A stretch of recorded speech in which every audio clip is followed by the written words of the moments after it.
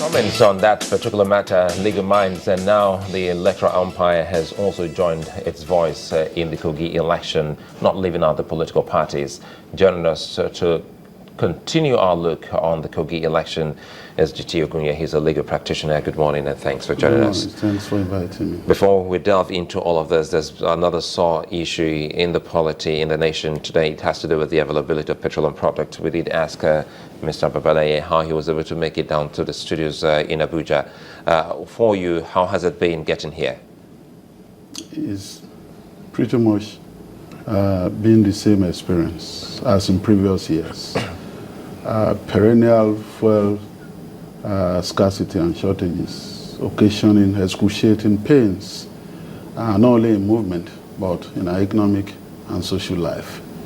And Nigerians are just wondering when we're going to get out of this bind. And one thing, though, that I know is that there is a difference between a typical classical soapbox oratory and the reality of governance. I listened to your previous interlocutor who was talking about the need to fight the cabal and all that. But one thing you know that is that between the last time we had this boil over and now, our naira has depreciated by almost 50%. Nobody is saying that. You don't go to foreign land, to foreign refineries to buy petroleum products with your naira. It is dollar. So government will continue to grapple with that. In other words, the point I'm making is that it is not fuel that is just your problem. Your economy is in a ramshackle state. So, and unless you fix that economy, prices of commodities, including fuel that is imported, will continue to be on the rise. And Nigeria will continue to grapple with the situation. What are we going to do? And it's not easy for anybody to advocate that. Just remove the subsidy and allow market forces to be on the prowl. Market forces are always on rampage. They are like vampires. They don't care for you and I. They are forces. In fact, the name is very interesting, market forces. What the forces do? They ravage, they pillage. So, in other words, it's a complicated process. And I expect those who are in government to sit down really and then deal with this seemingly intractable problem. Not to the issue. Perhaps we should start with your own words, political forces, and so many other things happening in Kogi State. Quite an unfortunate one we saw there, and Nigerians are still mourning the death of Mr. Abubakar Audu. But looking at what INEC has come up with and the party's stand on this, let's start from the outcome of that particular election. It all started with INEC saying the whole process was inchoate, not complete, so to speak, before we saw the demise of Abubakar Audu. We've been looking at the Constitution as well as the Electoral Act, trying to see if there are provisions that could help the country in solving this particular problem. How have you been able to dissect this particular issue and see a way out? We've had a comedy of errors, including the latest one, in which INEC has issued a directive stating that it's going to allow a political party to substitute its candidate midstream. So we've had a comedy of errors. I start by saying that it was wrong for INEC not to have declared late Prince Abubakar Audu as a duly elected candidate at the time they concluded that election. It was wrong. Their reason was tenuous. It's not valid. Look, we had an election. And in the election, that candidate who is late now, God rest his soul, scored 240,000 votes against the score of his closest rival, who scored 199,000 votes. That's the incumbent governor.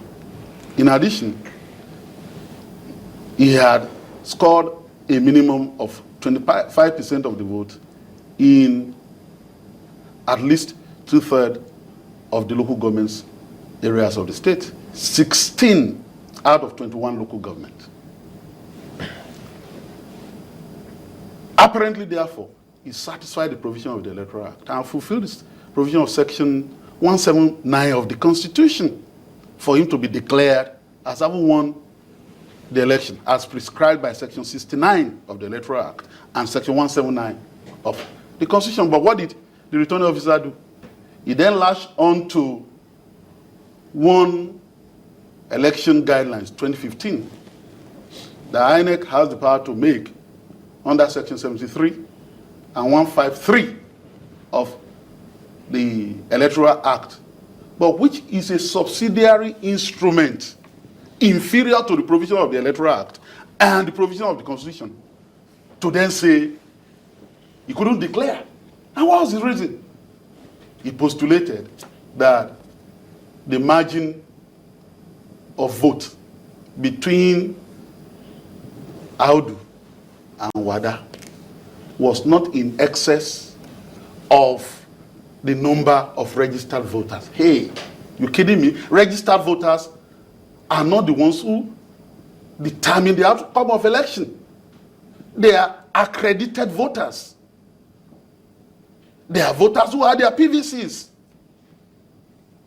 And as we know, there's usually a difference between even accredited voters and voters who eventually vote at the end of the day. And those who voted here were 511,000. The registered voters in that state is 1,379,000. So you left the accredited voters. You left the actually cancelled votes that was lower in number and was lower than the margin of victory between the two parties. And you then went ahead for your registered voters of 49,000. And I said, where do you have the power? So they created this conundrum. They ought to have declared him the winner and allow the constitutional cause of Section 181 of the Constitution to take effect. Indeed, given the way they've behaved, it's possible that some people whose imagination is fertile can be implying that there was a conspiracy theory, that they knew that he had died, but because there were local particularities, local ethno-religious configurations that would not permit a stranger to come and be a governor by default. So stalemate the process so that you then have this kind of substitution you are having. I'm saying that it was wrong for INEC to have done that, and having done that, they've created all this problem, and they are compounding it by this latest thing they are doing, by saying that they are recommending that the candidate be substituted. Let's just go back a little bit to what you said earlier about INEC causing this whole problem by reason of the action the returning officer took. Is INEC empowered to set its own rules for conducting elections? Yes, but those rules cannot conflict with the provisions of INEC Act and the provision of the Constitution. As a matter of fact, Section 73 that permits them to do that opens with subject to the provision of the Electoral Act, you can make rules. So your rules are subject to the provision of the Electoral Act. That's the point I'm making. They are permitted to make rules, but those rules cannot trump the clear provisions of the Electoral Act and the provision of the Constitution. So in this case now, why is it that nobody seemed to have looked at that side of contravening the Constitution? Well, you know, we don't see things the same way. And there's always a roller coaster, psychological, frenzied approach to discussing matters. Once some people say their agenda of discussion, people start running around and discussing that. I don't discuss that way. I go behind what you are saying, and I look at it the way I see it and the way I understand it.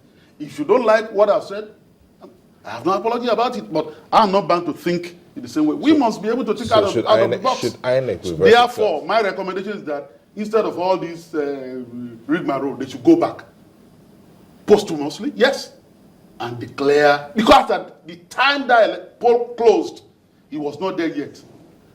And that was the time they ought to have declared and allow this process to go on. So if people then have problem with that, they can then go to the Kogi State Election Tribunal to sort out the matter so that they won't even embroil the entire country in this needless diversion. Somebody is talking about fuel now. There are more serious issues than this one that they are creating. And that was a one state, one office, and one off election that they couldn't manage. One state, one office, one off. And it's been too perennial. You painted a picture now, because now we're looking at the new leadership of INEC. I recall that when this was coming, this particular election, everyone was expectant, saying that, hey, come on, this is a test case for the new leadership. And from your analysis, going by what reason they gave for the inconclusive nature of that particular poll, it would mean that INEC, didn't go with those figures that came from those local government area. As it is now, we have moved ahead. Moving ahead, does it also allow us to go back the way you have gone back to analyze this and see if they can retrack? Is that possible in this case? That's my recommendation, but in the event that they don't do that. Good. In the event that they don't do that, let's see how they can get out of this bind. What they've done is not going to end the problem. Why do I say so? They declared the election inconclusive, and they declared that they were going to have a supplementary election. Now, I've argued always that there's nothing like supplementary election. You have about 4 types of election: general election, by-election, a runoff election, and a supplementary election as ordered by the court. For example, in the case of Fayemi and Oni, in Ekiti State, the Dose area, very notorious, there was an election petition that led to the voiding of certain votes, and the court ordered that they should conduct an election in that particular area to supplement the results that were already declared. But what INEC has been doing for some time now is to bongo election.